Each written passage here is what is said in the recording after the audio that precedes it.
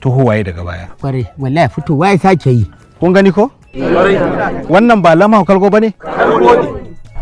Da shi muke cin gauda. Kai ya ka gani. Al'uran gaskiya ne. Wannan mecece? Gawo ne. Bishiyar me wannan?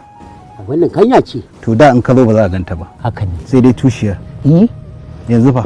Ka ta tsiro. Don haka wannan lanwa da kuka gani sun samo asali ne tun daga bishiyoyin da suke ƙasa. Tun tale-tale. Amma saiwar na nan ba su mutu ba. Don haka za mu iya farfado da kayanmu. To in ban da abinka Dr. Ilu da ajira wata ta taso ai gari ayi da shan kawai. Wai kai ta nemi ina hankalinka yake ne? Ina kai ina dasa sabuwar bishiya.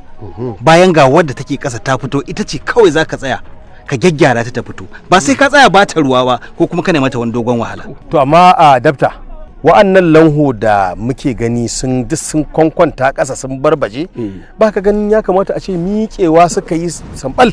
Ga Kamal nan zai nuna muku duk yadda za ku yi ku gyara su kamar yadda aka koya mana inda muka yi course a makaranta sai da aka nuna mana kun gani wato wani sauki ma da ake samu wajen farfado da bishiyun da suke ƙasa. Baka buƙatar kashe kuɗaɗe wajen siyan kwando ko kuma injin ban ruwa. Shuka ce kawai daga Allah. Iyaka in ta fito kawai ka gyara ta. Ni ma idan na koma gida zan tara mutane a shiga gona ta duk wani lanho da ya kwanta a tayar min da shi ya miƙe car kamar yadda kai bayanin nan. To ranka ya daɗe wannan lamfo da ake cewa mu farfado da shi idan muka farfado da shi bishiya ta samu in muka shuka fa a gindin bishiya ba ta yin abin arziki. Da Allah bari in tambaye ka.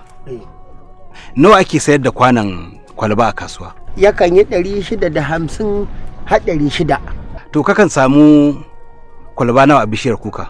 To dade da take ban sare ba nakan sami buhu kai da yawa a lokacin fa.